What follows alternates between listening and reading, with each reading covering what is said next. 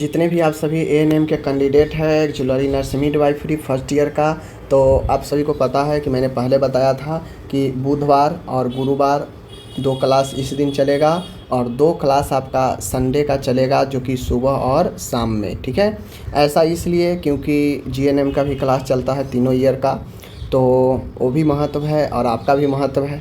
तो जीएनएम का भी मैं अल्टरनेट रखा हूँ थर्ड ईयर का, और आपका भी अल्टरनेट होगा, तो दोनों का मैनेज करना है। बाकी हम लोग एएनएम थर्ड ईयर का जो है सुबह में 2 दिन ही सब्जेक्ट है, तो 2 दिन हम लोग सुबह में देख लेंगे, फ्राइडे और सैटरडे को। ठीक है, चलिए हम लोग यहाँ पे शुरू करते हैं।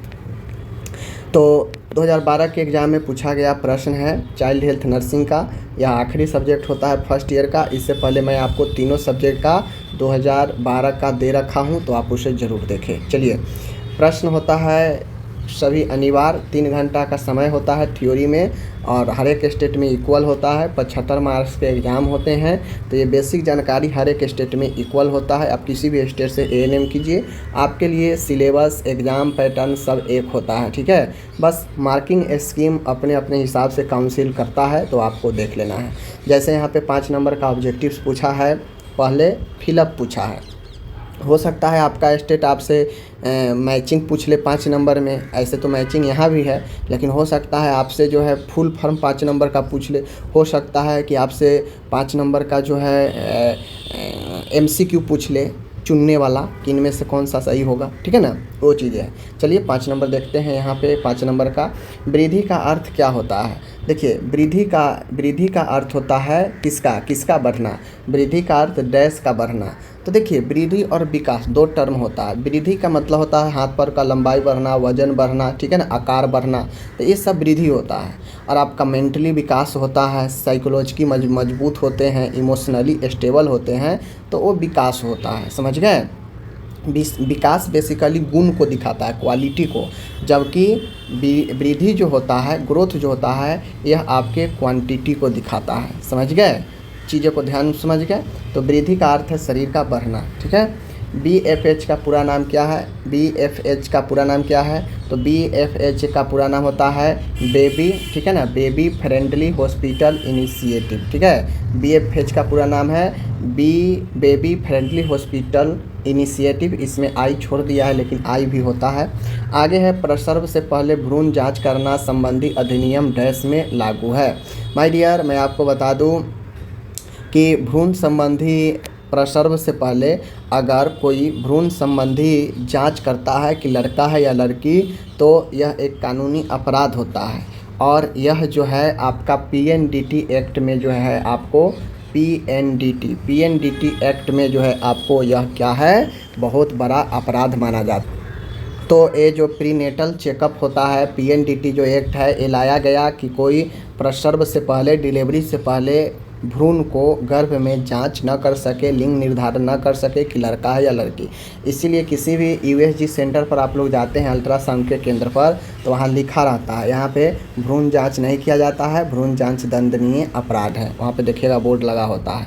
तो बेसिकली यह अधिनियम बनाया गया सरकार के द्वारा 1994 में। ठीक है, आगे है शरीर क्रिया संबंधी पीलिया डैश का उत्पादन अधिक मात्रा में होता है।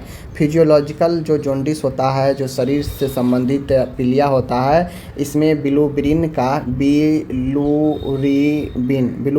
का जो मात्रा होता है वो बहुत ज़्यादा अत्यधिक होता है, जिससे शरीर में आपका पीलापन और जॉन्डिस हो जाता है। बीटॉट स्पॉट के धब्बे किस विटामिन की कमी के कारण होता है, तो विटामिन आपका ए की कमी के कारण बीटॉट स्पॉट के धब्बे देखने को मिलते हैं। ठीक है, अब यहाँ पे आ गया आपका 5 मैचिंग है, देख लीजिए 5 मैचिंग है। मैचिंग में किससे किसको मैच करना होता है, जो ज़्यादा जिससे संबंध रखता है उसको मैच करना होता है। जैसे ऑस्टियोमलेशिया, यह एक हड्डी का रोग है, तो ऑस्टियोमलेशिया जो होता है विटामिन D के कमी से होता है, तो मैच कर दिए। ठीक है, उसके बाद मासिक धर्म हर एक 28 दिन के बाद अंतराल पर आते रहता है। कुकुर खांसी जो होता है यह बर्डोटेला पर्टुसिस के कारण होता है, तो आप जो है यहाँ पे देख लीजिए बर्डोटेला पर्टुसिस, ये गलत लिखा है, पर्टुसिस होगा यहाँ पे कुकुर खांसी। स्तनपान लगातार 6 महीने तक कराया जाता है। और जरवा मनता जो होता है यह आयोडीन की कमी से होता है, ध्यान रखिएगा, जिसे हम लोग घेंघा रोग भी बोलते हैं। ठीक है, आगे बढ़ते हैं, समझ गए, आगे बढ़ते हैं हम लोग। तो इन चीज़ों को जो है आपको ध्यान में रखना है। ठीक है, चलिए यहाँ पे हम लोग आगे बढ़ते हैं। आगे है सही और गलत है 5 नंबर का। तो 5 नंबर का सही और गलत में देख लीजिए, गलसुआ पैरोटिड ग्लैंड का वायरस संक्रमण है। तो देखिए, जो गलसुआ होता है जिसे मम्प्स बोलते हैं, यह आपके पैरोटिड ग्लैंड जो कि आपके गाल के बगल में होता है, कनपट्टी में पैरोटिड ग्लैंड, उसका संक्रमण होता है। बिल्कुल सही है। ठीक है, मानसिक तनाव की स्थिति में माँ को शिशु को स्तनपान नहीं कराना चाहिए, ये गलत है। मानसिक तनाव की स्थिति में माँ को शिशु का स्तनपान कराना चाहिए। मानसिक तनाव से स्तनपान कराने में कोई इफ़ेक्ट नहीं पड़ता है। हाँ, अगर स्तन वगैरह में इन्फेक्शन वगैरह हो तब नहीं कराना चाहिए। ठीक है, लेकिन मानसिक तनाव से दूध का कोई रिलेशन नहीं है, इसलिए ऐसी बात नहीं है कि मानसिक तनाव में माँ होगी तो दूध हो, स्तनपान नहीं कराएगी, ये गलत है। जन्म के समय शिशु की समान लंबाई 20 से 25 सेंटीमीटर होता है, तो ये भी गलत है। आप लोग को मैं पढ़ाया हूँ कितना सेंटीमीटर होता है। 5 वर्ष से कम उम्र वाले बालक को पूर्व शाल्य बालक प्री स्कूल चाइल्ड कहते हैं, तो ये बात सही है। ठीक है, आगे है मेनिंजोसिल पसली की अस्थियों का दोष है, तो गलत। मेनिंजोसिल जो होता है यह रीढ़ के हड्डियों का जो है समस्या है, तो यह आपके पसली का तो नहीं होगा, तो ये गलत हो जाएगा। ठीक है, तो देखिए 15 नंबर आपके ऑब्जेक्टिव्स इसी प्रकार से एग्जाम में पूछा जाता है, तो ये आपके आना चाहिए। और हर एक में आपको मैं बताऊंगा, जो भी अभी क्वेश्चन बैंक करा रहा हूँ सब में बताऊंगा। तो यहाँ पे अब जो है, अब यहाँ पे देख लीजिए 15 नंबर तो ऑब्जेक्टिव आपका पूछ दिया।